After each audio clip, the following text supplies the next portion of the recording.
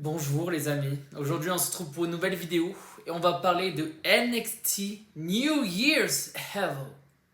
Voilà, déjà le titre, il est incroyable, ça donne envie de regarder ce show. Alors faut savoir que maintenant je crois que c'est en direct sur Netflix. Moi j'ai regardé en différé sur Netflix, j'ai regardé à 10h, mais à ce qui paraît c'est en direct, donc tant mieux. Et c'est commenté en français, masterclass, encore une fois. Donc le show gagne déjà des points, alors qu'il n'a même pas commencé. Le show n'a même pas commencé, il gagne déjà des points. Alors, au début du show, on voit The Rock, on voit Julia, on voit Roxanne Perez, bref, on voit tous les champions, championnes, etc. Comme à tous les débuts de show. Alors, premier match, Julia contre Roxanne Perez. Quel match de fou, ça fait plaisir. Encore un opener de dingue. Je pense sincèrement, je vais dire plusieurs fois dans cette petite vidéo, mais le catch féminin est incroyable à NXT, hein, ça on peut pas l'enlever à NXT. C'est le gros point très positif de ce show jaune et noir, voilà, NXT. Et quel régal, quel régal. Au bout d'un moment, Cora Jade, j'ai pas compris pourquoi elle ramène Roxanne Perez sur le ring par rapport au décompte extérieur. Peut-être j'ai pas suivi, je crois que ça fait 3-4 semaines que j'ai pas suivi NXT. Il doit y avoir une raison de ça, sinon elle est totalement débile. Elle aurait conservé son titre, Roxanne Perez, et gagné. Si les deux étaient des comptes extérieurs, elle aurait conservé. Donc je sais pas. Je sais pas si ça va être réutilisé dans le scénario. Je sais pas du tout, les amis. En tout cas, Julia, nouvelle championne. Quel plaisir. Franchement, c'était propre. Rien à dire. Cora Jade et Roxanne Perez, à mon avis, elles vont rentrer en rivalité plus tard. Ou sinon, ça va être la montée dans le main roster, les amis. En tout cas, ça fait plaisir de voir Julia championne. Elle mérite. Je trouve elle a l'entrée, elle a le flow. Incroyable. Et Julia, elle sera sûrement championne dans le main roster. Sinon, si Julia n'est pas championne dans le main roster, un jour, les amis, je pense que j'arrête le catch. Je comprends pas le dire. Voilà. Alors, après, qu'est-ce qui se passe? Ouais, éditeur qui se fait attaquer. Bon, pas intéressant, pas intéressant. Bref, le match aspirante du titre nord-américaine, Fatal 4-Way, quel plaisir, hein. Franchement, Stephanie Vaquer, exceptionnelle. Kelly Jordan, exceptionnelle. Lola Vice, montée en puissance de Lola Vice, hein. Moi, je kiffe Lola Vice, hein. Sincèrement, extrêmement forte avec ses coups de pied et tout, là, ses kicks, exceptionnels. Cora Jade, trop. Franchement, elle est belle, elle catch bien. Elle est extrêmement belle, Cora Jade. Je pense que c'est. Sincèrement, c'est une meuf qui réussira dans le catch parce qu'elle a la technique et elle a l'esthétique. Et le catch, c'est extrêmement esthétique. Et la preuve, Tiffany Stratton est championne, même si elle est extrêmement. Même si c'est une gymnaste et qu'elle est exceptionnelle, le fait, je pense, d'avoir un physique, d'être blonde, magnifique, etc., ça aide. Ça, c'est sûr à 200%. Regardez Liv Morgan. Voilà. Match de fou, c'était intense, c'était vraiment. J'ai l'impression qu'il n'y a pas eu de pause. Ce match-là, il n'y a pas eu de pause. C'est exceptionnel. J'ai kiffé. Je m'attendais pas à la victoire de Stephanie Vaquer. En tout cas, de la façon dont elle gagne, ça va, c'est choqué. Je me suis dit, ah, elle gagne comme ça. Bon, elle a gagné. Excellent, excellent. Après, ça parle dans les vestiaires. Ok, pas intéressant. Des vidéos. Fatal Influence versus Tatum Paxley. Shotzi et Gigi Dolin, très bon match. Je pensais que Fatal Influence allait vraiment gagner. Gigi Dolin, non, je sais plus, c'est Shotzi, je crois, qui fait tomber sur la championne. Ouais, c'est Shotzi qui fait sur Henley.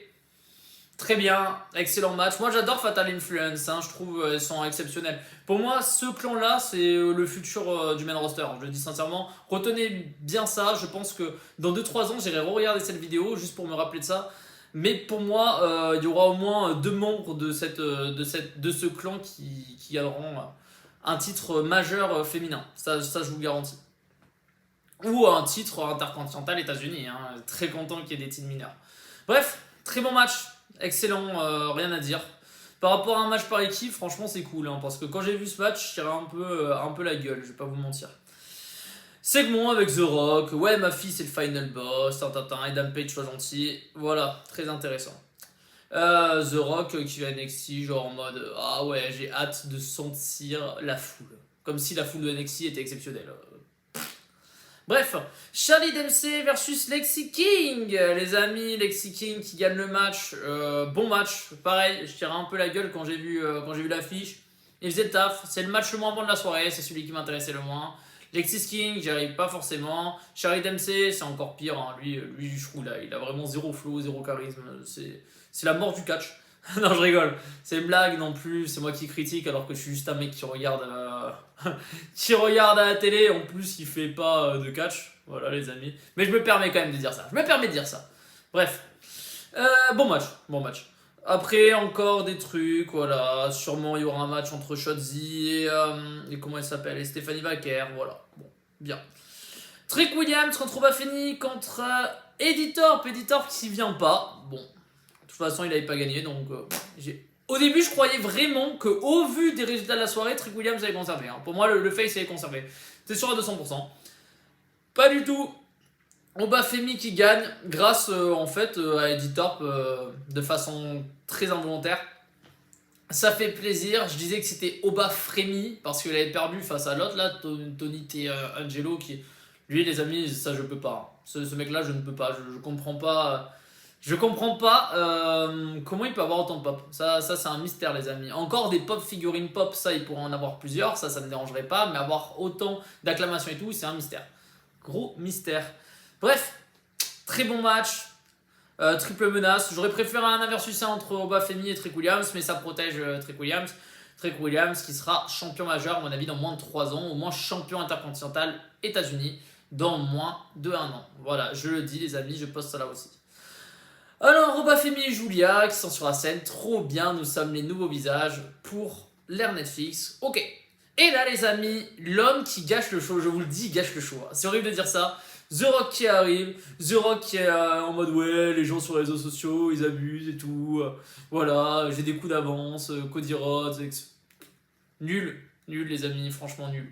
Le gars qui fait genre que la foule de NXT est exceptionnelle, elle est pas du tout exceptionnelle. Hein. Le pire show européen, les amis, a plus de pop, les amis, a plus d'ambiance que le meilleur show aux États-Unis. Actuellement, bien sûr. Hein. Bref, The Rock, je trouve il gâche le show, je sais pas pourquoi il arrive à la fin, surtout pour une vieille promo là, Netflix c'est génial et tout.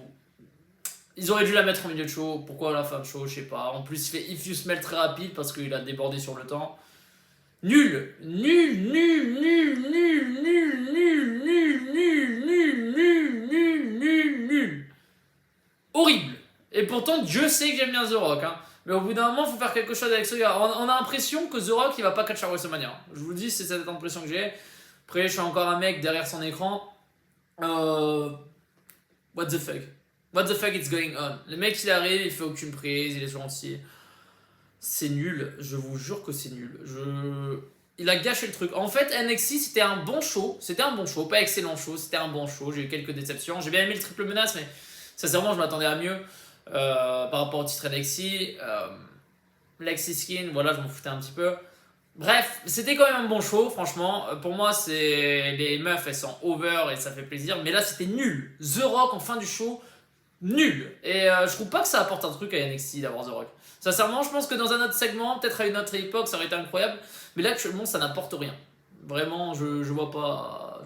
Et The Rock, par contre, qui confirme ce que je dis à chaque fois, c'est que c'est la Ligue 2, hein, NXT. Hein. Je vous jure que c'est la Ligue 2. Objectivement, pas subjectivement, pas en termes de qualité, pas en termes de qualité de show, c'est très bien en qualité de match. Hein, ça se voit qu'ils sont un peu en roue libre dans le bon sens, ils ont des libertés, quoi. Mais les amis, le but, les gars, de NXT, c'est de level up, en fait, dans le main roster, dans Raw, à SmackDown. C'est le but de NXT. The Rock le dit lui-même. Voilà. Donc à partir de ce moment-là, je trouve que j'ai raison. Bref, donc bon show à part The Rock qui rend le show quasi moyen. Voilà, dommage. Mais voilà, j'espère que vous avez aimé. Je ne ferai sûrement pas des reviews de NXT chaque semaine, ça ce sera vraiment que pour les grandes occasions les amis. Je suis pas assez NXT pour faire tout le temps des vidéos. Surtout que je sais que ça va faire moins de vues quand même, ça reste NXT. Voilà. D'où la preuve que c'est pas le main roster. Voilà, bref. En tout cas, merci beaucoup les amis. Moi je vais boire un peu parce que j'ai même pas bu quasi en fait de cette vidéo. Après c'est méga chaud. Ciao tout le monde. N'hésitez pas à vous abonner et à commenter. Surtout c'est important.